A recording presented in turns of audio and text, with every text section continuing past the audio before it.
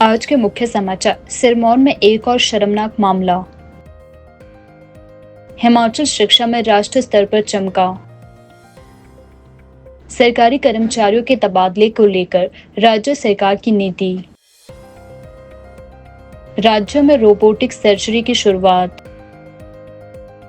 शिक्षा व्यवस्था में बड़ा सुधार। बाढ़ में अब तक 7 की मौत। आत्महत्या मामले में युवाओं ने दी अपनी राय।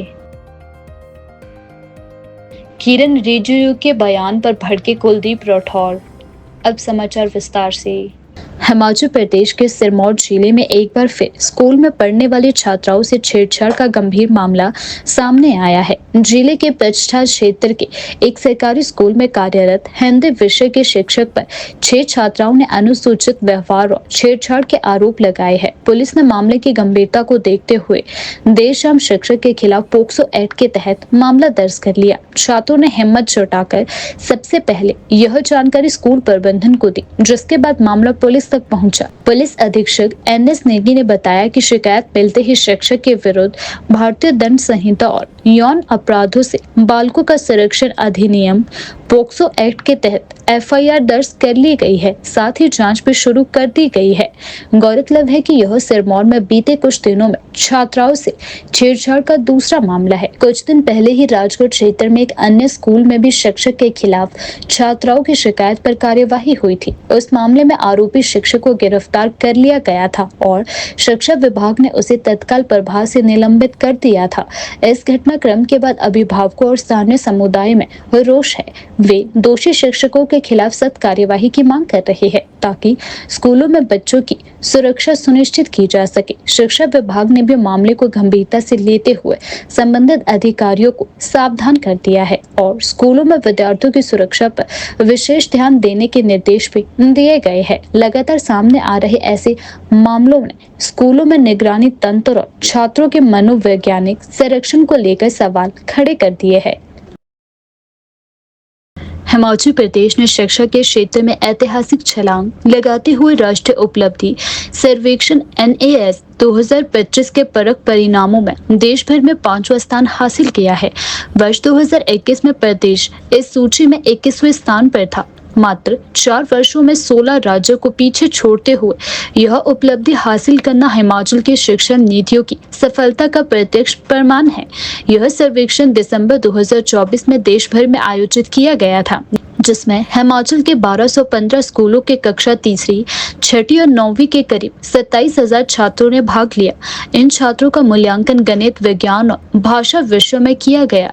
सर्वे में हिमाचल प्रदेश की तीसरी कक्षा ने राष्ट्रीय स्तर पर दूसरा स्थान हासिल किया, जबकि छठी और 9वीं कक्षा ने चौथा स्थान प्राप्त किया था। समग्र शिक्षा अभियान के राज्य परियोजना निदेशक राजेश शर्मा ने बताया कि यह सफलता मुख्यमंत्री ठाकुर सुखविंदर सिंह सुक्खू के नेतृत्व में की गई शिक्षा क्षेत्र में व्यापक सुधारों का परिणाम है। इन सुधारों में कम छात्र संख्या वाले स्कूलों का एकीकरण, शिक्षकों का युक्तिकरण, तेजी से रिक्त पदों पर भर्ती और हर विधानसभा क्षेत्र में राजीव गांधी डे बोर्डिंग स्कूलों की स्थापना जैसे कदम शामिल है। इसके अतिरिक्त शिक्षकों और छात्रों को अंतर्राष्ट्रीय शैक्षणिक संस्थानों के एक्सपोजर टूर पर भेजने की पहल ने वैश्विक दृष्टिकोण विकसित करने में सहायता की है।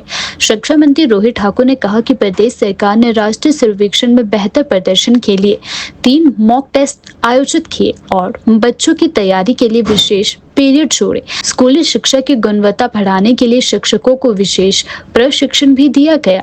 परख 2025 की रैंकिंग की औपचारिक घोषणा 2 जुलाई को दिल्ली में आयोजित होने वाले समारोह में की जाएगी।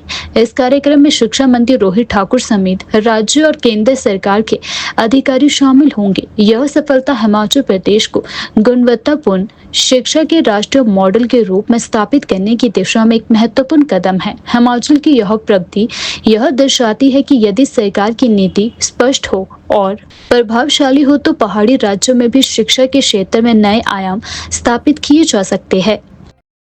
हिमाचल प्रदेश हाईकोर्ट ने राज्य सरकार की तबादला नीति को लेकर एक बार फिर कड़ा रुख अपनाया है।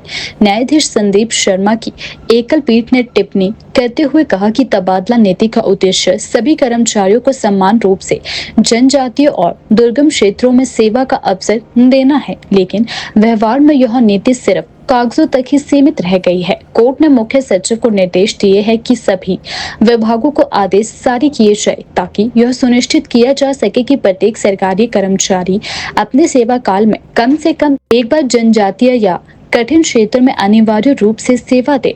साथ ही मुख्य सचिव को इस आदेश के अनुपालन की रिपोर्ट 2 सप्ताह के भीतर अदालत में पेश करने को कहा गया है। अदालत ने स्पष्ट किया है कि जिन कर्मचारियों ने पहले ही कठिन और जनजातीय क्षेत्रों में सेवाएं दी है, उन्हें बार बार वहां भेजना अन्यायपूर्ण है। इससे कर्मचारियों में असंतोष फैलता है और नीति की पारदर्शिता पर सवाल उठाए जाते हैं। इस मामले में याचिकाकर्ता ने कपल केस के आधार पर सुविधाजनक स्थान पर तबादले की मांग की थी। अदालत ने सक्षम प्राधिकारी को 10 दिनों के भीतर याचिकाकर्ता के आवेदन पर निर्णय लेने के आदेश दिया है। साथ ही कहा है कि निर्णय लेते समय कपल केस, पूर्व सेवाएं और नियमानुसार मिलने वाली छूटों का विशेष ध्यान रखा जाएगा। कोर्ट ने यह भी कहा है कि अक्सर देखा गया है कि जिन कर्मचारियों के राजनीतिक संबंध होते हैं, उन्हें कठिन क्षेत्रों में तैनाती से छूट मिल जाती है, जबकि जिनकी सरकार के गलियारों तक पहुंच नहीं होती है, उन्हें बार बार ऐसे क्षेत्रों में भेजा जाता है। यह व्यवस्था न केवल अन्यायपूर्ण है, बल्कि नीति की मूल भावना के खिलाफ है। हाईकोर्ट की इस टिप्पणी के बाद राज्य सरकार की तबादला नीति और उसकी पारदर्शिता एक बार फिर सवालों के घेरे में आ गई है। हिमाचल प्रदेश में स्वास्थ्य विभाग में क्रांतिकारी परिवर्तन लाकर लोगों को विश्व स्तरीय स्वास्थ्य सुविधाएं प्रदान करने की मुख्यमंत्री ठाकुर सुखविंदर सिंह सुक्खू की सोच धरातल पर उतर रही है। शिमला में Atal institute of medical super specialist Chamiyana प्रदेश का पहला स्वास्थ्य संस्थान बनने जा रहा है, जहां पर डॉक्टर आज की सबसे आधुनिक तकनीकों से मरीजों का ऑपरेशन करेंगे। ऑपरेशन करने के लिए एम्स दिल्ली की तर्ज पर 28 करोड़ रुपए की लागत से खरीदा गया पहला रोबोट चमियाना पहुंच गया है तथा जुलाई महीने में इसको स्थापित करने की प्रक्रिया पूरी कर ली जाएगी, जिसके बाद मरीजों के ऑपरेशन इस आधुनिक तकनीक से शुरू हो जाएंगे। Atal institute of medical super specialist Chamiyana के प्रिंसिपल डॉक्टर ब्रिजलाल ने बताया कि रोबोटिक सर्जरी का फायदा जहां मरीजों को मिलेगा, वहीं ऑपरेशन करने वाले डॉक्टर भी इसका फायदा लेंगे। रोबोटिक सर्जरी से मरीजों को ऑपरेशन के लिए बहुत ही छोटा चीरा लगाना पड़ता है, जिससे कम खून बहता है और खून चढ़ाने की जरूरत भी कम ही पड़ती है। इससे मरीज को दर्द कम होता है और जल्द ठीक होकर अस्पताल से जल्द छुट्टी मिल जाती है। उन्हें लंबे ऑपरेशन में थकान महसूस नहीं होती है, जिससे बहुत कम समय में ज्यादा मरीजों की सर्जरी करने में सक्षम होते हैं। इसके अलावा डॉक्टर शरीर के तंग हिस्से के अंदर भी आसानी से साफ सफाई देख सकते हैं, क्योंकि इसमें 3D और बड़ी इमेज दिखती है, जिससे कोई भी गलती होने की गुंजाइश कम हो जाती है। मुख्यमंत्री के निर्देशानुसार चमियाना के साथ साथ राजकीय मेडिकल कॉलेज टांडा में भी अगले कुछ ही दिनों में रोबोटिक सर्जरी के लिए उपकरण पहुंचने वाले हैं। इसके बाद आईजीएमसी शिमला तथा मेडिकल कॉलेज हमीरपुर के साथ साथ अन्य मेडिकल कॉलेजों में भी चरणबद्ध तरीके से रोबोटिक सर्जरी की मशीनें पहुंचनी शुरू हो जाएगी। इससे प्रदेश के हजारों मरीजों को फायदा होगा और महंगी सर्जरी के लिए प्रदेश के बाहर जाने की जरूरत नहीं पड़ेगी। हिमाचल प्रदेश के शिक्षा मंत्री रोहित ठाकुर ने सचिवालय में मीडिया से रूबरू होते हुए राज्य की शिक्षा व्यवस्था में हुए व्यापक सुधारों पर प्रकाश डाला। उन्होंने बताया कि हिमाचल प्रदेश ने शिक्षा के क्षेत्र में उल्लेखनीय प्रगति करते हुए देश भर में 21वें स्थान से छलांग लगाकर अब 5वें स्थान पर अपनी जगह बना ली है। रोहित ठाकुर ने कहा कि यह उपलब्धि राज्य सरकार की दूरदर्शी नीतियों और निरंतर प्रयासों का परिणाम है। उन्होंने बताया कि राज्य में कई ऐसे स्कूल जो लंबे समय से खाली पड़े थे, उन्हें या तो मर्ज किया गया है या बंद कर दिया गया है। रोहित ठाकुर ने कहा कि सरकार किसी भी तरह की लापरवाही बर्दाश्त नहीं करेगी। साथ ही उन्होंने कहा कि यूजीसी से जुड़ी परीक्षाओं को लेकर भी सरकार पूरी तरह सतर्क है। शिक्षा मंत्री ने कहा कि परीक्षाओं की पारदर्शिता और निष्पक्षता बनाए रखने के लिए राज्य सरकार लगातार केंद्र से समन्वय कर रही है। अंत में मंत्री ने कहा कि राज्य की शिक्षा व्यवस्था में जो सकारात्मक बदलाव आए हैं वह शिक्षक, अभिभावक और प्रशासन के संयुक्त प्रयासों का नतीजा है और भविष्य में यह सुधार और भी मजबूत होंगे। देश के लिए बहुत ही हर्ष की बात है और शिक्षा विभाग की तो एक उपलब्धि की बात है कि जो एक अतीत से लेके विशेषकर शिक्षा के क्षेत्र में हिमाचल प्रदेश का नाम रहा था, चाहे हम उसमें डॉक्टर परमार जो हिमाचल के निर्माता रहे, लगभग सभी सरकारों ने अपनी प्राथमिकता शिक्षा को दी थी और उसका एक परिणाम था जो 1947 में मात्र 7% की आपकी साक्षरता थी। 2011 के सर्वेक्षण के अनुसार 83% हो चुकी थी और अगर आप संयुक्त सरकार के कार्यकाल के दौरान 2-3 सर्वेक्षण आए थे, सर्वेज आए थे, वो हमसे सबके लिए चिंताजनक थे, निराशाजनक थे। जहां नेशनल असेसमेंट सर्वे जो गवर्नमेंट ऑफ इंडिया कंडक्ट करता है, हर प्रांत में कंडक्ट करता है, 2021 में जब सर्वेक्षण आया जहां हिमाचल प्रदेश अतीत में टॉप 5 स्टेट्स हमारी गिनती हुआ करती थी, ये हमारे लिए एक बहुत बड़ा धक्का था कि हम 21वें स्थान पे पहुंच चुके थे। सर की रिपोर्ट आई, वो सरकार के कार्यकाल के दौरान का, उसमें सारी बातें थी।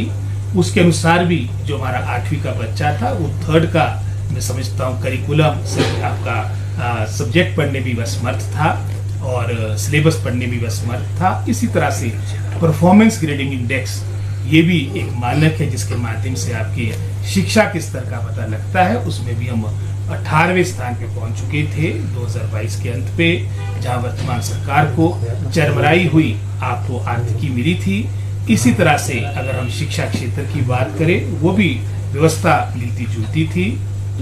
एक बहुत बड़ी चुनौती थी, चैलेंज था, लेकिन निश्चित रूप में जहां मैं एक शिक्षाविद तो नहीं लेकिन एक हार्ड टास्क मास्टर हूं और माननीय मुख्यमंत्री जी के आशीर्वाद से अपने समस्त हमारे अपने विभाग के हमारे अधिकारी, कर्मचारी, हमारे सभी जो हमारे टीचर्स हैं, नॉन टीचिंग स्टाफ है, सबके सहयोग से जो हमने चुनौती स्वीकार की थी, बहुत से हमने फैसले लिए, कठोर फैसले भी लिए और मन में यही बात थी कि हम अवश्य वर्तमान में कठोर फैसले ले रहे हैं, लेकिन आने वाले समय में दूरगामी तो खैर दूर की बात थी, मात्र ही 1.5-2 वर्षों के अंदर इसके परिणाम आने प्रारंभ हो गए।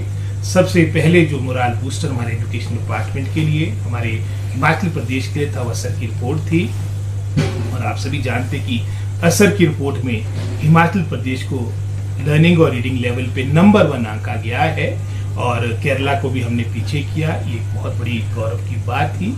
इसी तरह से परफॉर्मेंस ग्रेडिंग इंडेक्स में वहाँ पर भी एक अच्छा प्रदर्शन हिमाचल प्रदेश ने पिछली बार के मुकाबले किया है और सबसे बड़ी जो हमने, मैं समझता हूँ, जो मिशन मोड में हमने वर्ष 2024 में अपने आप को डेडिकेट किया था, वो नेस की संबंधित था, जो सर्वेक्षण हुआ था, उसमें हम 21वें स्थान से 5वें स्थान पे पहुंचे हैं और उसमें भी 3 क्लासेस के हमारे इसमें टेस्ट हुए थे और क्लास 3 में हम नंबर 2 की रैंकिंग है और आपके 6th में शायद 4th है और 9th में आप 4th है। तो ओवरऑल जो रैंकिंग हमारे को मिली है वो 5th की रैंकिंग, 5वें स्थान पे हिमाचल प्रदेश आया है। ये एक बहुत बड़ी अचीवमेंट, जैसे आपने बताया 21वें स्थान से 5th पोजीशन पे पहुंचना एक बहुत बड़ी, मैं समझता हूँ, एक उपलब्धि है पूरे प्रदेश की, समस्त हमारी शिक्षा विभाग की।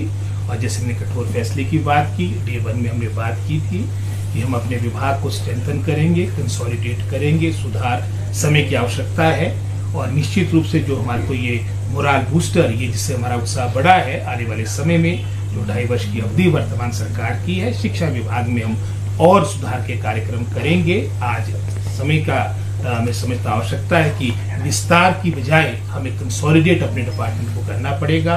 हमारे को अपनी जो मैन पावर है, रिसोर्सेज है, लिमिटेड है, उसका हम सही इस्तेमाल करें। इसी सोच के साथ क्लस्टर प्रणाली को प्रारंभ किया गया, वो आप जानते हैं।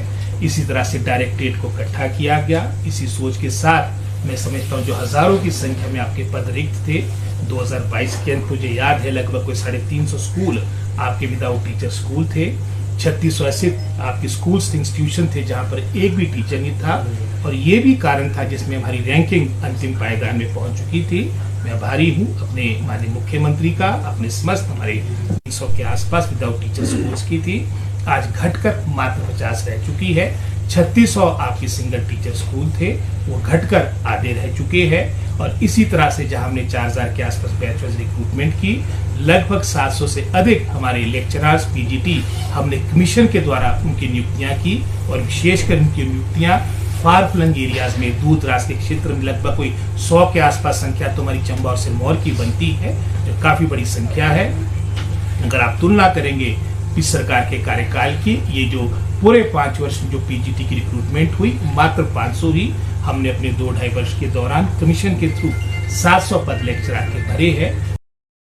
बुधवार दोपहर को मरनोनी खड्ड में बादल फटने के बाद आई बाढ़ ने जहां एक को बाहरी तबाही मचाई, वहीं कई जिंदगियां बाल बाल बची। चंबा जिले के राग गांव निवासी लवली भी उन्हीं लोगों में शामिल है जिन्होंने इस त्रासदी को बेहद करीब से देखा और झेला।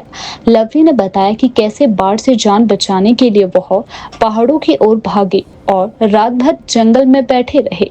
लवली ने मीडिया से बातचीत करते हुए बताया कि जब बाढ़ आई तो मैं हाइड्रो पावर प्रोजेक्ट के पावर हाउस के पास काम कर रहा था। जैसे ही पानी का बहाव तेज हुआ, मैं तुरंत ऊपर पहाड़ी की ओर भागा। पूरी रात भूख प्यास से जंगल में बैठा रहा।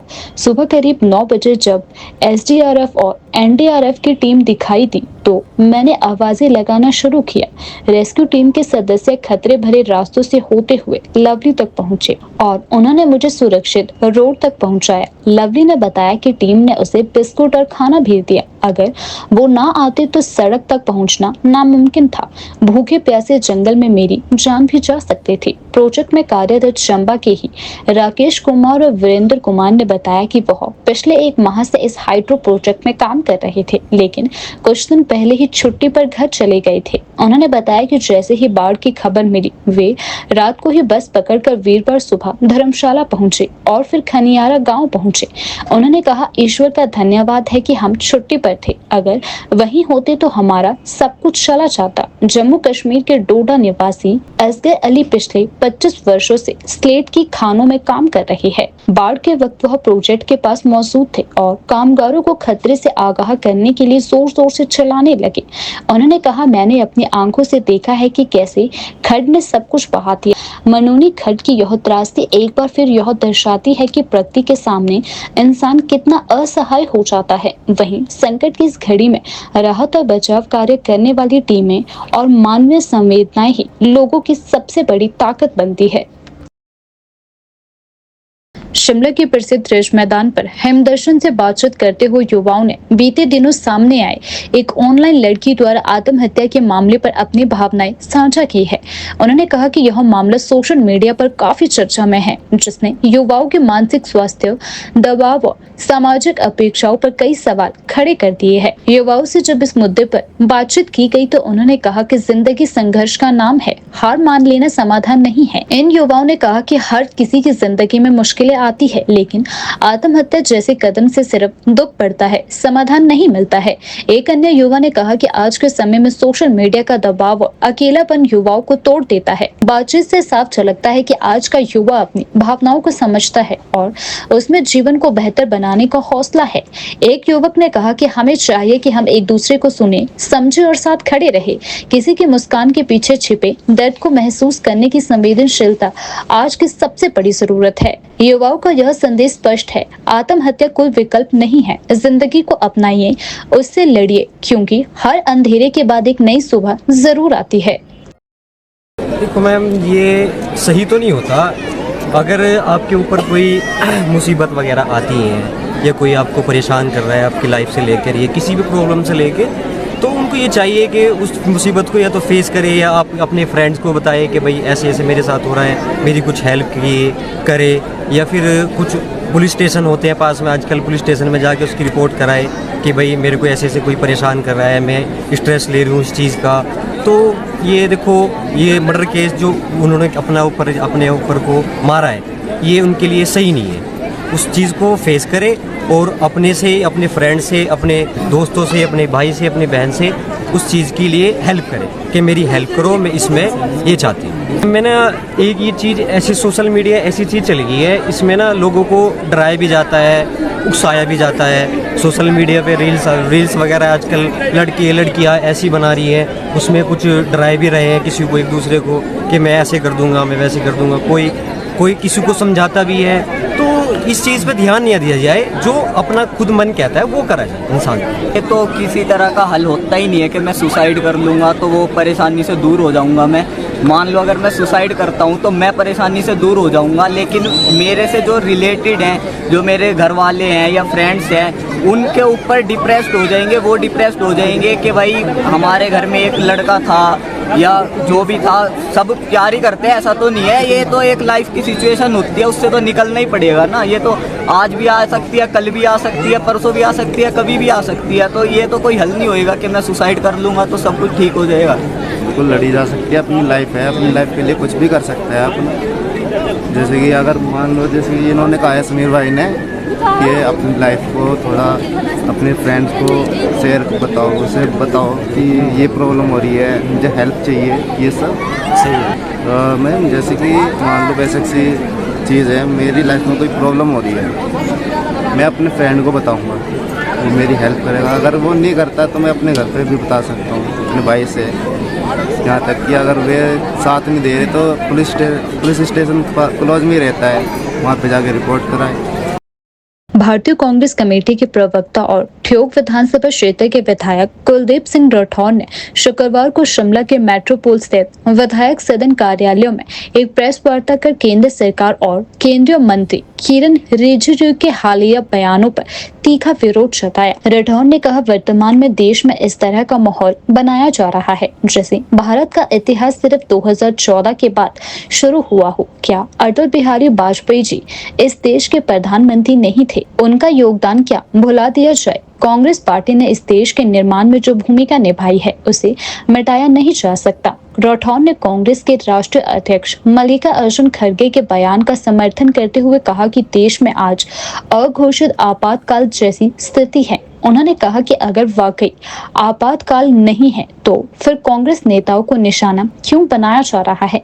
उन्होंने गंभीर आरोप लगाते हुए कहा है कि केंद्र की भाजपा सरकार सीबीआई, ईडी और चुनाव आयोग जैसे संवैधानिक संस्थानों का दुरुपयोग कर रही है। जो नेता भाजपा में शामिल हो जाते हैं उनके पुराने भ्रष्टाचार के मामले दबा दिए जाते हैं, लेकिन जो विरोध में बोलते हैं उन पर झूठे केस बनाकर डराया जाता है। राठौर ने कहा कि राहुल गांधी और सोनिया गांधी के खिलाफ झूठे मामले दर्ज कर उन्हें बदनाम करने का षड्यंत्र रचा जा रहा है। किरण रिजिजू जी के एक बयान पे मुझे बहुत आपत्ति है। उन्होंने कहा कि इस देश में 2014 के बाद, जब से मोदी साहब प्रधानमंत्री बने, बोलने की आजादी में। अभी मुझे उनके बयान पे बहुत ज्यादा आश्चर्य। क्या 2014 से पहले इस देश में लोकतंत्र नहीं था? और 2014 से पहले अटल बिहारी वाजपेयी जी भी देश के प्रधानमंत्री थे। मैं ये प्रश्न उनसे पूछना चाहता हूं, क्या अटल बिहारी वाजपेयी जी देश के प्रधानमंत्री जब थे उस वक्त बोलने की आजादी थी या नहीं? या जनता पार्टी की सरकार थी, उसमें बोलने की आजादी थी या नहीं? ये मूलभूत प्रश्न। आज हर बात होती है 2014 या जब से मोदी साहब बने। ऐसा लगता है कि हमारे देश का जो इतिहास है वो 2014 के बाद शुरू हुआ। जो भी कुछ इस देश में हुआ, तरक्की हुई और बड़े काम हुए, वो 2014 के बाद हुआ। उससे पहले कुछ इस देश में था नहीं। और ये अपने बड़े नेता वाजपेयी साहब, उनके देश के प्रति जो योगदान था, उस योगदान को भी नकारने का प्रयास जो है ये कर रहे हैं। सभी लोग जानते हैं जिन्होंने इतिहास पढ़ा है कि देश की आजादी में कांग्रेस पार्टी का कितना बड़ा योगदान रहा है। और उन्होंने, जो कांग्रेस के राष्ट्रीय अध्यक्ष है मल्लिकार्जुन खड़गे जी, उनके बयान पे भी आपत्ति जताई जिसमें उन्होंने कहा था कि देश में अघोषित आपातकाल है। उन्होंने ये कहा, अगर अघोषित आपातकाल होता तो कांग्रेस के नेता सलाखों के पीछे होते, लेकिन वास्तव में क्या है? देश में अघोषित आपातकाल। जिस ढंग से जो हमारी संवैधानिक संस्थाएं हैं इस देश में, उन संस्थाओं का दुरुपयोग हुआ है, आज से पहले कभी नहीं हुआ। आप ईडी की बात करें, आप सीबीआई की बात करें, इन तमाम एजेंसीज का इस्तेमाल अपने विरोधियों की आवाज दबाने के लिए हो रहा है। और बहुत सारे ऐसे नेता जिन पे ईडी के और सीबीआई के मामले चल रहे थे, जब भारतीय जनता पार्टी में शामिल हुए, वो तमाम मामले खत्म कर दिए। एक दबाव बनाया गया। हम अक्सर कहते हैं कि भारतीय जनता पार्टी एक ऐसी वॉशिंग मशीन की तरह है जिसमें एक तरफ से भ्रष्टाचारी को डालो और दूसरी तरफ से बिल्कुल सफेद कपड़ों में जो है व्यक्ति निकलेगा, बिल्कुल साफ सुथरा होगा। और आप जानते हैं, मैं नाम नहीं लेना चाहता, कितने नेता जिनके खिलाफ भारतीय जनता पार्टी के नेता लोग चीख चीख कर बोलते थे, उनके भ्रष्टाचार की दुहाई देते थे, जब भाजपा में शामिल हुए बिल्कुल साफ सुथरे हो। बहुत से उदाहरण हैं। आज देश का जो चुनाव आयोग है उस पर भी प्रश्न चिन्ह है। और जिस ढंग से आप देख रहे हैं कि ईडी और सीबीआई का इस्तेमाल अपने विरोधियों की आवाज को दबाने के लिए हो रहा है, क्या इस देश में बोलने की आजादी है? राहुल गांधी जी के खिलाफ, श्रीमती सोनिया गांधी जी के खिलाफ झूठे मामले बनाए जा रहे हैं, उन्हें कहीं ना कहीं झूठे केसों में फंसाने का प्रयास हो रहा है।